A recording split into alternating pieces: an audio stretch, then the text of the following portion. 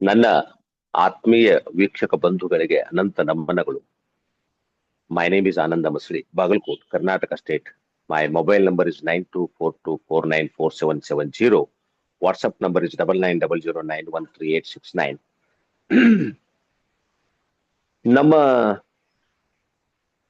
Karnataka news ಅನ್ನುವಂತಹ ಯೂಟ್ಯೂಬ್ನವರು ವರದಿಗಾರರು ಗಿಲ್ಲಿಯವರ ಊರಾದಂತಹ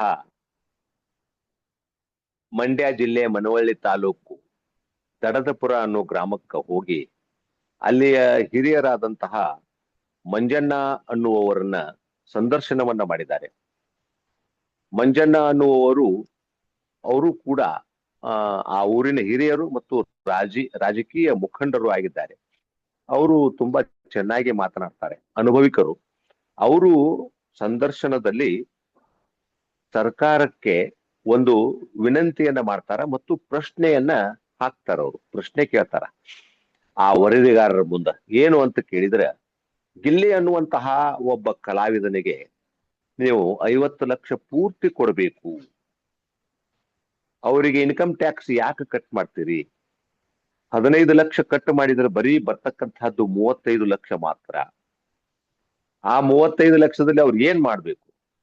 ನೀವು 50 ಲಕ್ಷ ಅಂತ ಅನೌನ್ಸ್ ಮಾಡ್ತಿದ್ರಿ, ಕೊಡೋದು 35 ಲಕ್ಷ. ಈ ರೀತಿ ಮಾಡೋದು ಸರಿನಾ ಅಂತ ಕೇಳ್ತಾ ಇದ್ದಾರೆ. ಅವರು ಗಿಲ್ಲಿಯವರು ಒಬ್ಬರಿಗೆ ಅಲ್ಲ, ಪ್ರತಿಯೊಬ್ಬ ಕಲಾವಿದರಿಗೂ ಕೂಡ ಪೂರ್ಣ ಪ್ರಮಾಣದ ಸಂಭಾವನೆಯನ್ನ ಕೊಡಬೇಕು. ಅದು ಅವರು ದುಡಿದು ಗಳಿಸಿದ್ದಲ್ಲ. ಇನ್ಕಮ್ ಟ್ಯಾಕ್ಸ್ ಯಾಕೆ ಕಟ್ ಮಾಡ್ತೀರಿ ನೀವು? ಅದು ಅವರಿಗೆ ಇನ್ಕಮ್ ಅಲ್ಲ, ಅದು ಸಂಭಾವನೆ. ಅವರಿಗೆ ಗೌರವದಿಂದ ಸಲ್ಲಿಸ್ತಕ್ಕಂತ ಹಣ ಅದು. ಅದಕ್ಕೆ ಇನ್ಕಮ್ ಟ್ಯಾಕ್ಸ್ ಕಟ್ ಮಾಡೋದು ಸರಿ ಅಲ್ಲ. ಬೇಕಾದ್ರೆ ಅವರು 50 ಲಕ್ಷ ತಗೊಂಡ ನಂತರ ಒಂದು ಮನೆ ಕಟ್ಸಿದ್ರು, ಕಬ್ಬಣ ಖರೀದಿ ಮಾಡಿದ್ರು, ಅಥವಾ ಇನ್ನೊಂದೇನೋ ಖರೀದಿ ಮಾಡಿದ್ರು, ಅವಾಗಂತೂ ಟ್ಯಾಕ್ಸ್ ಕಟ್ ಆಗೇ ಆಗತ್ತೆ. ಸರ್ಕಾರಕ್ಕೆ ಅದರಿಂದ ಲಾಭ ಬಂದೇ ಬರ್ತದೆ. ಹಾಗಿದ್ದ ಮೇಲೆ ಯಾಕೆ ಅವರಿಗೆ ನೀವು 50 ಲಕ್ಷದಲ್ಲಿ ಟ್ಯಾಕ್ಸ್ ಕಟ್ ಮಾಡ್ತೀರಿ? ದಯವಿಟ್ಟು ಆ ರೀತಿ ಮಾಡ್ಬೇಡ್ರಿ.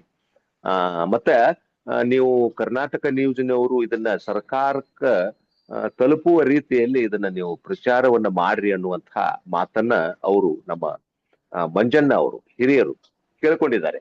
ಅದು ನನಗೂ ಕೂಡ ಸರಿ ಅನಿಸ್ತದ. ಮತ್ತೆ ಗಿಲ್ಲಿಯವರು ಒಬ್ಬರಿಗೆ ಅಂತ ಹೇಳಿಲ್ಲ, ಅವರು ಎಲ್ಲಾ ಕಲಾವಿದರಿಗೂ, ಯಾವುದೇ ಕಲಾವಿದರಿಗೂ ಕೂಡ ನೀವು ಇಂತಹ ಸಂದರ್ಭಗಳಲ್ಲಿ ನೀವು ಸಂಭಾವನೆಯನ್ನ ಕೊಡುವಾಗ, ಅದು ಸಂಭಾವನೆ, ಅದು ಇನ್ಕಮ್ ಅಲ್ಲ. ಅದು ಇನ್ಕಮ್ ಟ್ಯಾಕ್ಸ್ ಯಾಕೆ ಕಟ್ ಮಾಡ್ತೀರಿ? ದಯವಿಟ್ಟು ಮಾಡ್ಬೇಡ್ರಿ. ಆ ಹಣವನ್ನ ತಗೊಂಡು ಬಂದು ಅವ್ರು ಏನಾದ್ರು ಪರ್ಚೇಸ್ ಮಾಡಿದ್ರೆ ಅದಕ್ಕೆ ನೀವು ಟ್ಯಾಕ್ಸ್ ಹಾಕ್ತೀರಿ ಅಲ್ವಾ?